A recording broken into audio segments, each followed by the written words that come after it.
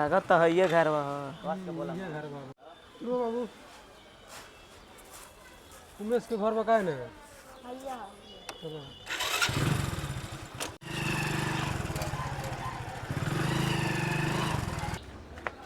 मेहमान आ गए। अच्छा हाँ ठीक बा आइए समझी भाई आई जा बैठे के जा पानी ले आओ। मीठा के पानी मिलत अब आगे ठीक नहीं खे एगो लोटा में पानी आइल बा बतावा ना।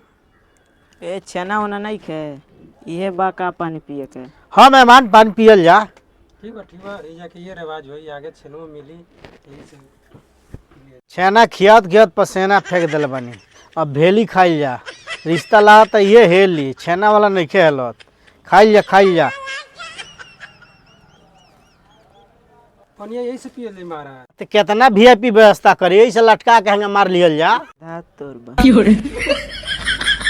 खानो पान बात की सौदा देखल जाई खान पान खियात खियात इतना मेहमान लोग के हम परेशान हो गए बने आप लोग खातिर तो खान नहीं खम और पान बा पान तले खाई जा सौदा देखी जा देखी जा हमारे लगे 2 सौदा बा दोनों के देखे जा कि एगो देखे जा। कौन सौदा हो आलू प्याज का लागत तो बा तो देखाई ठीक बा ए बाबू अपना भैया कुल के बुला लिया दोनों के। नमस्ते खुश रह खुश रहे नमस्ते खुश रहे बैठी का नाम है बाबू मुकेश कुमार। काम उम कोनो करी ले हाँ करी ले सऊदी रही ले सऊदी तनख्वाह उनखा बाकी ना 50,000 सैलरी बा महीना के। चली ठीक गुटका उटका ना खाई ले ना गुटका उटका कोनो ना सना नासा कौन हो ना कोनो ना सना। ठीक है बाबू तब वो बुला दी बुलाई अरे बाबू भैया को बुला लिया बस। नमस्कार खुश रहे बैठी बाबू बैठी का नाम बा बाबू व्यास कुमार।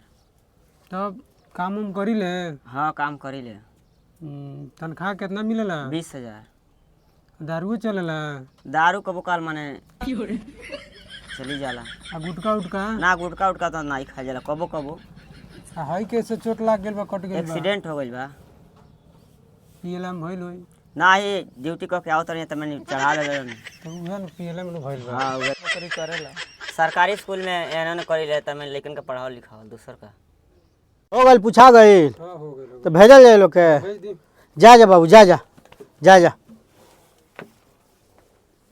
तो मौका चाहिए तो आप लोग राय कॉल लीजा ठीक बा बतिया लियल जा।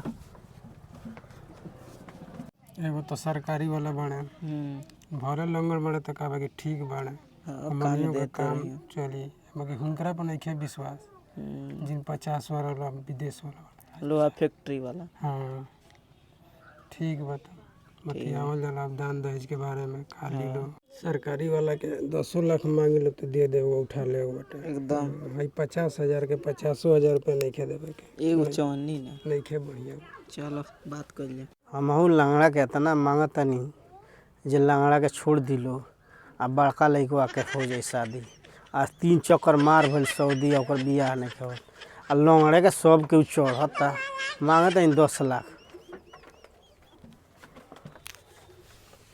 राय में सौदा हो गए। कौना लइकवा के मांगत तरह 1 लाख पूछबो तनी पूछल जाला पता नहीं अब पूछा कौन लड़का के 1 लाख मांगत नहीं बड़का लड़का के जो सऊदीवा 50,000 कमाता हर महीना 50,000 भेज देला आ उहे कमाता तब घर बनवाओ तनी। ए महाराज हम तो छोटको लड़को पसंद बाड़े ए तो पहले बड़का को बड़का देखो कितना स्मार्ट बा कितना बढ़िया पैसा कमाला 50,000 रुपये महीना कमाला हैं और 20,000 न कमा ले। छोटकू के तो कोई जगह रिश्ता लग जाई महाराज छोटकू के बताई छोटकू पसंद बाड़े सब के तो छोटकुआ के जो होता बड़कू का तो केहू आवता तो देख के चल जाता इतना बढ़िया कमाई बा खाली सरकारी नौकरी को वजह से सब कोई छोटकुओ को पूछता। छोटकू पसंद वाली हमने के छोटकू को दहेज वहेज बताई महाराज ए महाराज पहले बड़ आदमी को होला कि छोटा सब के छोटकुए के पसंद करता तना बड़कू के और 50,000 देव जा आ सदिया हो जाओ बड़कू से आना तो फ्रीए में कॉल जा सबसे बढ़िया सरकारी नौकरी की वजह से सारे लोग नहीं के कहता बड़ी समस्या बा का करी हम छोटकुओ के पहले कदी का छोटकू के बताई दान दहेज हमने के उहे पसंद बाड़े, उन्हीं से शादी मतलब होई। आज अब छोटकू का बात होता तो छोटकू के सरकारी नौकरी बा, आप लोग दे ना पाए जा। ए महाराज तबु कुछ बताई तबे नु हमने के अनुमान लगाए जान, चाहे अपना में बतियाए जान। देखिए साफ साफ बात बा, बड़कू को अगर आप लोग करे जा तो फ्री में कर दे, और छोटकू को अगर आप लोग करे जा तो 10 लाख रुपया चाहिए, एगो सोने के सिकड़ चाहिए, आ बाकी सारा सामान चाहिए, कूलर फ्रिज वाशिंग मशीन जितना सामान होला सब चाहिए। आप लोग अब राय कर लीजिए, हमरा नहीं ख्याल आवे आप लोग अब चढ़े जाए, तो वैसे कहते नहीं बड़कुए से कर लीजिए, बड़कू से फ्री में हो जाए। ठीक नहीं हमने के छोटकू पसंद बानी ना। अच्छा तब आप देख ल जा, इतना अगर पुगा जा तब आगे बात बढ़ावल जाए। डांड से 10 लाख दिया तो का बाकी छोटकुए से शादी होई। लंगड़ तो बा, बाकी नौकरी के सवाल बा, ओके करो हां ओके हो जाओ बैठा खिया। तब समझी जी हमने के मंजूर बा, छोटकुए से शादी होई। 10 लाख देव जा आप लोग। हां दिया 10 लाख दिया, जन वो कहत नहीं कूलर फ्रिज पंखा फैन सब दिया, बाकी छोटकुए से शादी होई। अरे बाप, अब हम का करी। अब बुझाता छोटका के नसीब में यह लिखल बा पहले ही शादी, बड़का एक चक्कर अरी मारी, अब बड़का के देखो तनी केनो लवड़ तो ओकरा से कराओ तनी। अब का करी हम, सारा लोग सरकारी नौकरी जो होता। ठीक बा मेहमान लोग, ठीक बाटे, हई अब पान खाई जाए खलावरी हमारा ओर से। तब ठीक बा, तब ठीक बाटे, भाई छोटकू के बहना वहना ले ली। बाय ना। हाँ ले ली, पंडित जी के बुला के दिन बार सोचवा के तब आगे जो बढ़ाओ कोई तो बढ़ाई कार्यक्रम। ठीक बा समझी भाई। जय राम जी। जय राम। ठीक बा, लंगर बाणे मर जियन तो लेकिन ये तो सुख खाती दिया 10 लाख। मरलो के बाद पेंशन नहीं। हाँ तो बहुत ऐश करी लेकिन हमार ठीक है। चले।